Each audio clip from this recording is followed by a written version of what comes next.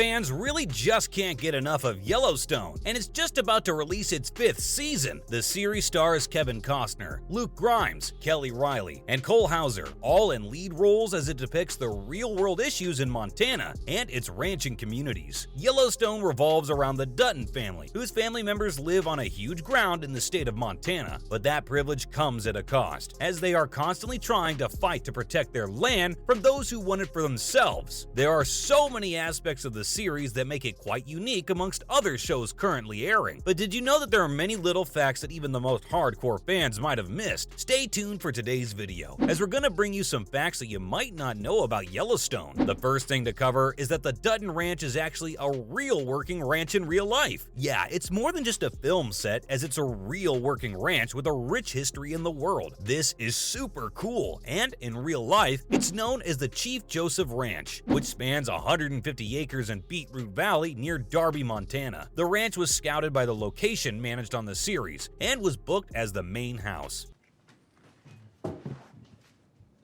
Wait a minute. Brand me? Fight me, huh? Don't treat me any different. You want a brawl, let's brawl. You done?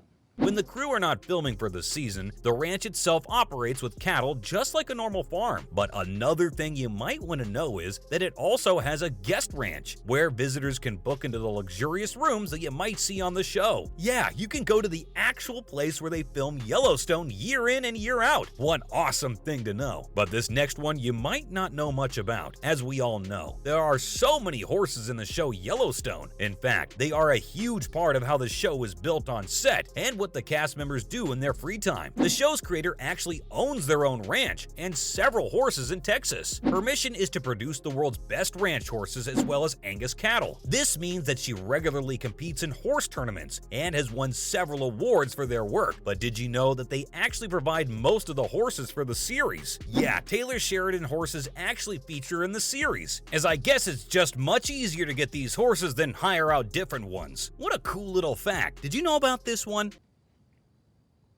Or you and I can sit down and have a conversation like adults.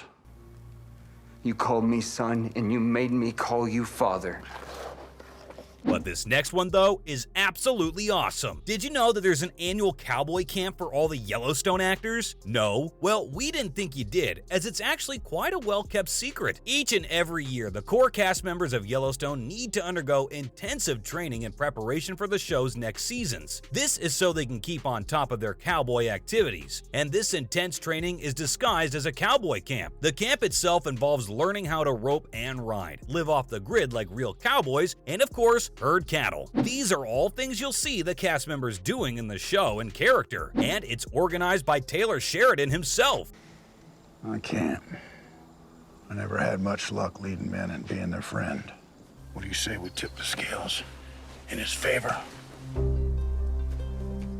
The purpose of this camp is to give all the actors an idea of exactly what it's like to live as their characters. I mean, it makes a lot of sense, right? These actors are playing cowboys for months at a time, so they need to make sure they are in tip-top shape to perfect their characters for the audiences at home. Another little tidbit of information is the fact that a few of the cast members are already experienced riders, so they aren't actually required to attend the cowboy camp. Kevin Costner, as well as Flixified J. Smith, are already experienced riders, meaning that they didn't need to attend the latest camp. I guess there's some pokes at the job, am I right? You could also get a sneak peek into what goes down at the cowboy ranch through a YouTube video that the Yellowstone creators put out themselves. It's such a cool video and gives a lot of insight into what goes on behind the scenes and how they prep for this phenomenal show that we love so much.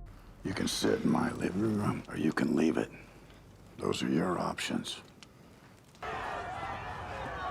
Son, if I spent a week thinking of ways to my day, I could not have come up with this.